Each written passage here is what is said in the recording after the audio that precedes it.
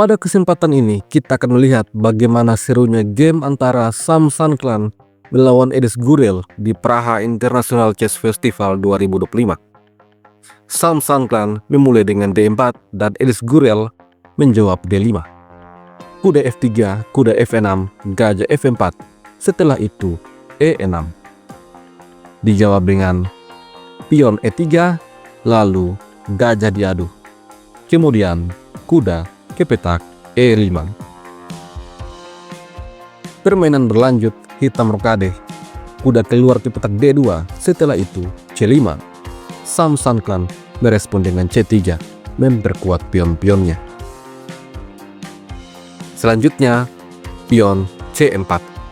Dengan langkah ini, maka gajah tidak bisa menempati petak D3.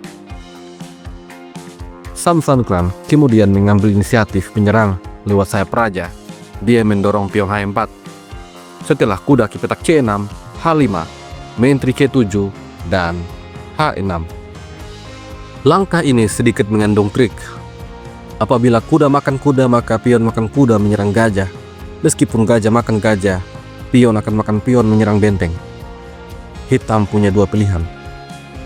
Apabila raja makan pion, maka gajah H6. Hitam kalah kualitas. Dan apabila raja menghindar ke petak E8, maka gajah G5. Kuda terancam dan menteri bisa masuk untuk menyerang. Putih berada pada posisi unggul. Edis Gurel tidak kecolongan. Di posisi ini, dia memainkan langkah terbaik dengan G6. Lalu, putih mengadu kuda. Kuda makan kuda, gajah makan gajah. Sebuah tempo untuk menyerang menteri. Setelah menteri makan gajah, barulah menteri makan kuda. Sampai di posisi ini, material masih seimbang. Di posisi ini, Edis Gurel membongkar sayap menteri dengan B5. Tujuannya agar pion terus melaju. Oleh karena itu, pion A3 menghentikan laju pion. Gajah dikembangkan ke petak D7, lalu gajah E2. Setelah A5, putih rokade. Kemudian, kuda ke petak E7, lalu benteng F ke petak E1, gajah C6, gajah F3. Setelah benteng A ke petak E8, Samsan Clan mendorong B3, merusak pion. Merespon ancaman ini, Edis Gurel mengimbangkan kuda ke petak F5 untuk menyerang pion H. Oleh karena itu, menteri mundur menjaga pion. Setelah pion makan pion, kuda makan pion dan menyerang pion A. Menteri mundur untuk menjaga pion dan gajah mundur E2. Selanjutnya, kuda ke petak D6. Samsan Clan langsung menempatkan kudanya di petak C5, menghalangi kuda untuk menempati petak E4.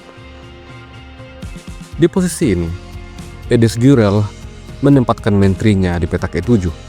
Lalu menteri H2 memberikan tekanan pada kuda. Dijawab F6.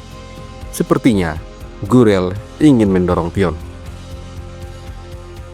Permainan kemudian berlanjut dengan gajah G4, ancaman pada pion, gajah mundur D7. Sebuah langkah pertahanan untuk menjaga pion, namun menurut engine, langkah ini adalah langkah yang tidak tepat. Samsan Clan di posisi ini mengaktifkan benteng A menekan pion B, lalu A4, benteng B4, benteng C8, kemudian gajah mundur menekan pion, dan gajah kembali ke petak C6. Setelah itu, Samsan Clan menyusun benteng. Di posisi ini, Gurel menempatkan bentengnya di petak C7. Pada posisi ini, putih belum bisa untuk makan pion karena dia bisa kalah kualitas. Oleh karena itu, Samsan Clan memilih gajah kembali ke petak G4 untuk menekan pion. Lalu Edis Gurel menjaga pion dengan gajah mundur. Kemudian, Samsan Clan mendobrak dengan langkah E4. Analisa engine menunjukkan bahwa posisi ini kembali seimbang. Akan tetapi, langkah ini mengandung trik dan jebakan.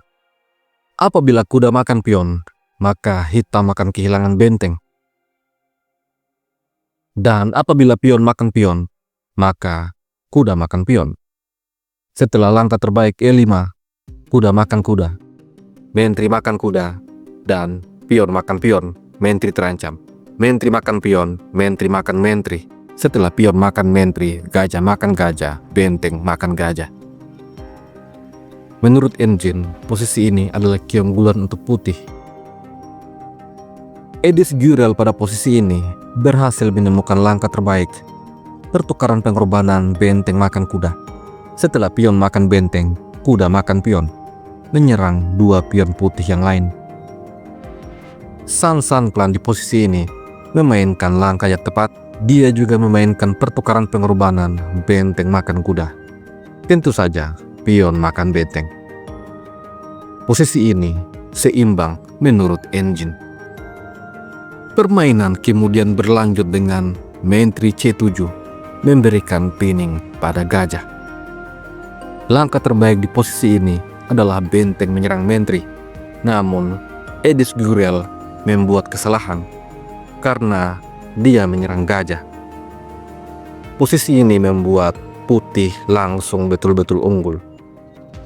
Akan tetapi, San Clan gagal menemukan langkah terbaik.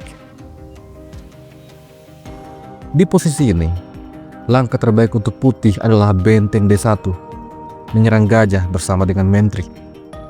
Meskipun benteng menjaga gajah, maka ada balasan pion C6. Gajah tidak selamat. Apabila benteng ke-8, maka mentri makan gajah. Setelah mentri makan mentri, pion makan mentri. Putih betul-betul akan unggul. San Clan di posisi ini rupanya memilih gajah untuk mundur. Sebuah langkah yang membuatnya kehilangan kesempatan untuk unggul besar. Beruntungnya bagi San Clan, di posisi ini Edis Gurel juga membuat langkah yang tidak tepat. Dia coba untuk menyerang mentri, dan San Clan memainkan langkah terbaik dengan mentri B7. Langkah ini membuat perwira-perwira hitam terkena zugzwang. Apabila mentri pergi terlalu jauh dengan memakan pion misalnya, maka gajah akan jatuh. Apabila gajah mundur ke petak E8, maka mentri akan jatuh. Dan apabila hitam memainkan langkah asal-asalan seperti G5 misalnya, maka gajah makan pion. Gajah tidak bisa makan gajah karena mentri akan jatuh. Untungnya, Edis Gurel berhasil menemukan langkah terbaik, benteng makan pion. Hal ini sekaligus menjaga pionnya. Kemudian, San Clan menyerang gajah. Dibalas dengan benteng D5, benteng makan benteng, pion E makan benteng, dan gajah makan pion. Tentu saja, gajah tidak bisa makan gajah. Sampai pada posisi ini, Edis Gurel menyadari bahwa sebentar lagi dia akan kalah kualitas. Akan tetapi, dia tidak mudah menyerah. Di posisi ini, dia coba membuat jebakan dengan mendorong pion ke petak E3. Apabila di posisi ini mentri makan gajah, maka hitam akan unggul karena setelah mentri makan mentri dan gajah makan mentri, maka pion promosi hitam tidak akan bisa dihentikan. San Clan tentu saja tidak gegabah. Di posisi ini, gajah makan gajah dia mainkan. Lagi-lagi kita sampai pada posisi yang menarik. Apabila di posisi ini hitam mendorong pion, maka putih punya balasan gajah E6, skakster, raja ke petak F8, mentri B8, skak. Setelah mentri menutup skak, maka mentri D6, skak. Mentri diadu dan mentri E5 mengancam skakmat sekaligus mengancam pion. Posisi yang betul-betul harus diperhitungkan dengan matang. Edis Gurel tidak mendorong pion. Dia mencoba dengan pion makan pion skak. Setelah raja makan pion, mentri menyerang raja. Kemudian pion menyerang balik mentri. Di posisi ini, Edis Gurel sepertinya sadar bahwa dia telah kalah kualitas. Oleh karena itu, dia mencoba untuk mencari remis. Menteri skak, raja lari, menteri skak, raja lari, dan menteri G2. Setelah raja lari D1, menteri kembali skak, raja lari, dan menteri terus mengejar raja. Setelah itu, menteri ke petak F1, raja B2, dan menteri F2. Raja A1, menteri E1. Kali ini, skak ditutup dengan menteri. Apabila menteri makan pion, maka menteri akan diadu dan sekaligus mengancam skak mat. Oleh karena itu, Edis Gurel menarik mundur menteri untuk menyerang gajah. Namun, menteri B5 ancaman pada pion. Menteri sempat makan pion skak, raja lari, dan menteri D6. Namun setelah gajah ke petak C6, Edis Gurel langsung menyerah. Bagaimanapun juga, dia akan kalah kualitas di langkah selanjutnya. Sebagai contoh, jika hitam mendorong D4, maka menteri akan diadu. Menteri makan menteri, gajah makan menteri skak, raja lari, dan pion makan pion. Hitam akan kalah dengan mudah pada posisi seperti ini.